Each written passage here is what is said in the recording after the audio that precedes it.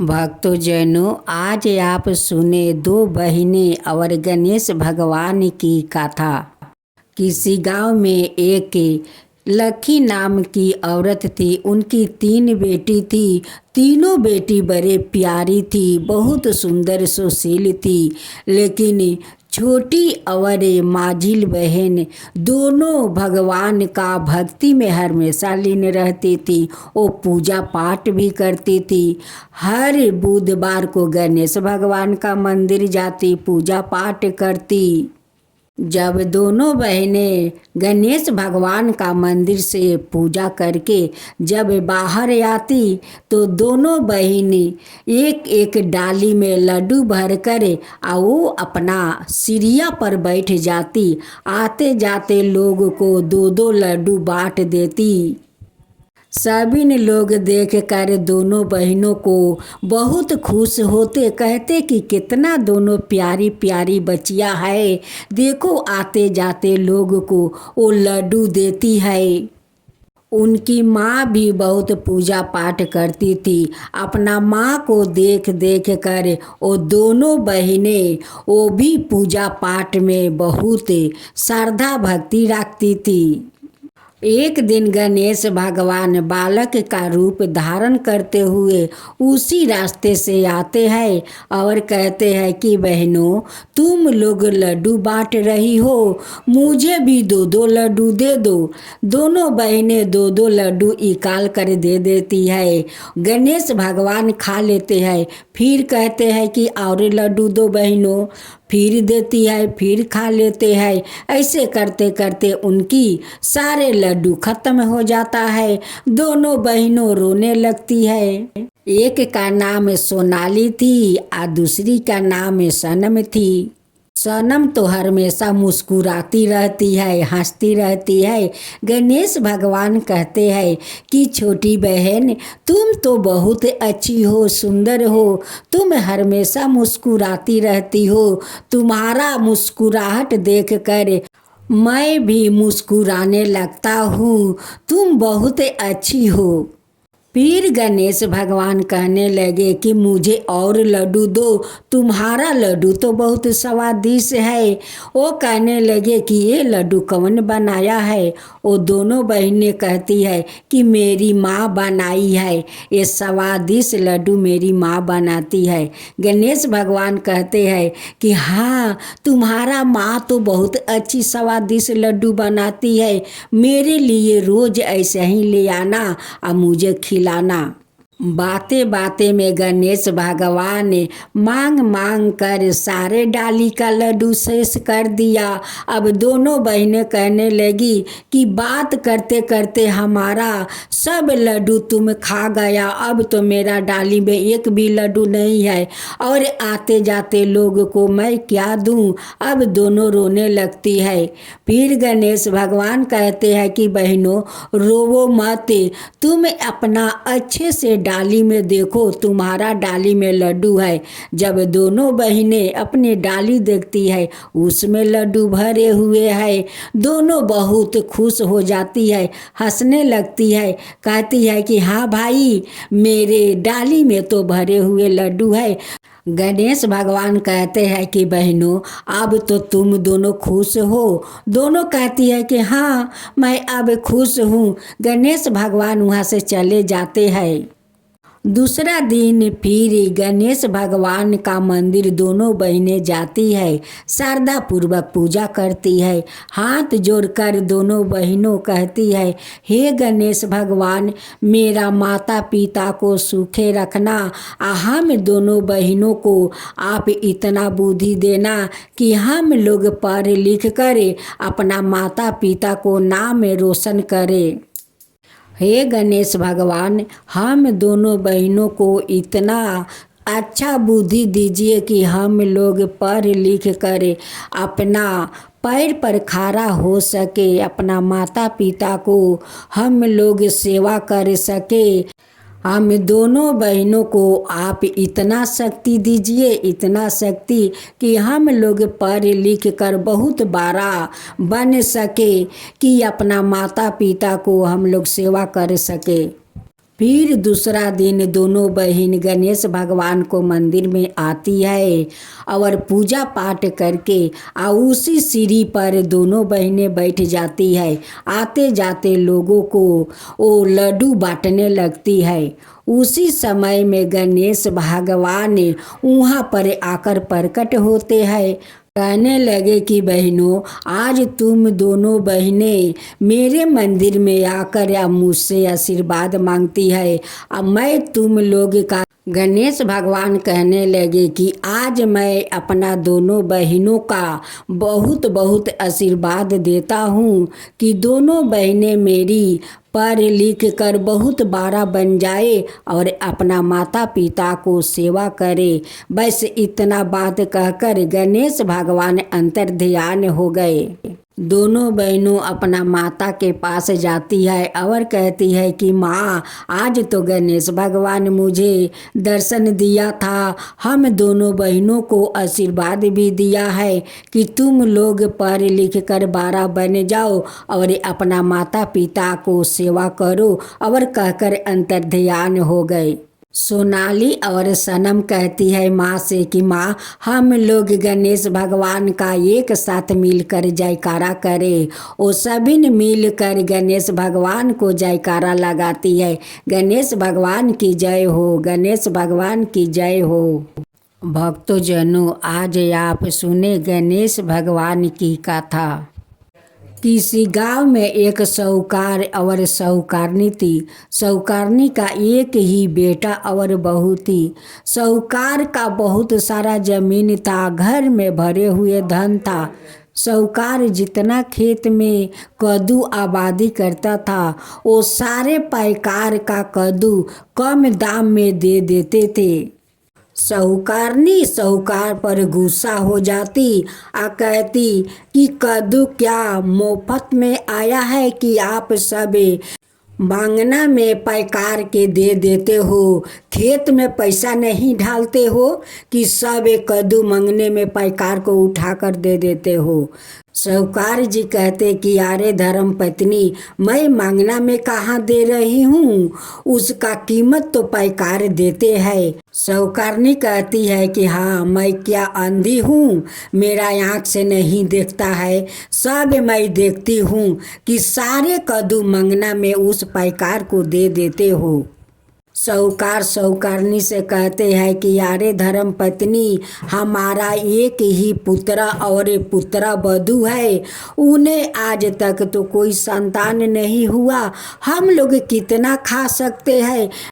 देखो धर्म पत्नी, गणेश भगवान का कृपा से हम लोग का घर में इतना अन्न धन भरा है कि 10 पुस्तक खाकर भी शेष नहीं कर सकते। कद्दू मैं पैकार के दे देता हूँ। कद्दू को तो कीमत वो लोग दे ही देते हैं। साहूकार कहने लगे कि यारे धर्म पत्नी, तुम कभी भूखे प्यासे को प्यास मिटाई है, भूख मिटाई है? कभी नहीं। मैं कद्दू बेचता हूँ, वो लोग अपना दाम देकर कद्दू ले जाता है, फिर भी तुम कद्दू बेचने से मुझे माना करती हो। नहीं तुम ब्राह्मणों को दान पुण्य करती हो, नहीं गरीबों को भोजन खिलाती हो, नहीं मुझे कुछ करने देती हो। ये तो गणेश भगवान का कृपा है कि मेरा घर में इतना सारा धन उन्हीं ने भर दिया है। कम से कम गणेश भगवान को तो पूजा पाठ कर लिया करो, उन्हें भी तुम पूजा नहीं करती हो। उनकी बेटा कहते कि माँ, पिताजी बेचते हैं तो बेचने ना दो, तुम क्यों रोकती हो, क्यों ना करती हो? उनकी बहू कहती है कि हाँ सासू माँ, पिताजी बेचते हैं तो बेचने दो। उन्हें दान पुण्य पूजा पाठ अच्छा लगता है, वो करते हैं। आपको अच्छा नहीं लगता है, आप नहीं करती है, तो पिताजी को क्यों रोक रही हो? एक दिन साहूकार किसी कार्य के लिए वो बाहर चले गए। उसी दिन गणेश भगवान एक संत का रूप धारण करते हुए उस साहूकार का द्वार पर आते हैं और भिक्षा मांगते हैं। सौकारनी आती है या संत से कहती है कि संत जी अभी जाइए, हमारा अभी तबीयत ठीक नहीं है। संत कहने लगे कि आपको क्या हुआ है, आप तो ठीक ठाक लग रही हो। सौकारनी कहने लगी कि मेरा पति सारे धन लुटा रहे हैं, खेत में जितना कद्दू हुआ है वो सब पैकार को मांगना में दे देते हैं, इसलिए मेरा आज दिमाग खराब है। गणेश कहने लगे कि कोई अपना धन किसी को मांगना में नहीं देते हैं, वो उचित दाम लेकर ही अपना धन देते हैं किसी को। संत का बात सुनकर सौकारनी कहती है कि अच्छा आप बताइए, आपका परिवार है, आपका संसार है, तब आप कैसे जानते हैं कि कोई सही दाम में अपना सामान बेचता है या मांगना में देता है, आप कैसे जानते हैं। गणेश जी कहने लगे कि मैं सब कुछ जानता हूँ, चाहूँ तो बना भी सकता हूँ और चाहूँ तो बिगाड़ भी सकता हूँ। ये बात कहकर गणेश जी जाने लगे। तब साहूकार का पत्नी कहने लगी कि संत महाराज इधर सुनिए, जब आप सब कुछ जानते हैं तो आप ऐसा कीजिए कि मेरा खेत का कद्दू का अंदर कीड़ा मकोड़ा हो जाए। गणेश जी सोचने लगे कि क्यों ना इसकी मन का इच्छा मैं पूरी कर दूं। गणेश भगवान कहने लगी कि जैसी आपका मर्जी। अब तो गणेश भगवान चले गए। साहूकारनी बहुत खुश हो गई कि अब तो खेत में ये संत ऐसा जादू किया है कि उस कद्दू के अंदर सांप मकोड़े है। गणेश भगवान अपने झोले से कुछ भभूति निकाल कर देते हैं, कहते हैं कि एक भभूति को लीजिए और सारा खेत में छींट दीजिए, सारे कद्दू में कीड़ा मकोड़ा आ जाएगा। साहूकारनी खेत में जाती है या सारे खेत में वो भभूति को छींट देती है, एक कद्दू तोड़ कर घर ले आती है। घर का बाहर जाकर वो कद्दू फटाती है, उसमें देखती है कि बहुत सारे कीड़ा मकोड़ा है। वो सारे कीड़ा मकोड़ा उनकी घर का अंदर समा जाता है। अब तो साहूकारनी का घर में वो कीड़ा मकोड़ा दिखाई देने लगा। जिधर जाती है उधर कीड़ा मकोड़ा देखती है। अपना बहू से कहती है कि देखो घर में कितना कीड़ा मकोड़ा है। बहू जाती है तो कहती है कि माँ जी यहाँ कहाँ कीड़ा मकोड़ा है, कहीं तो कीड़ा मकोड़ा मैं नहीं देखती हूँ।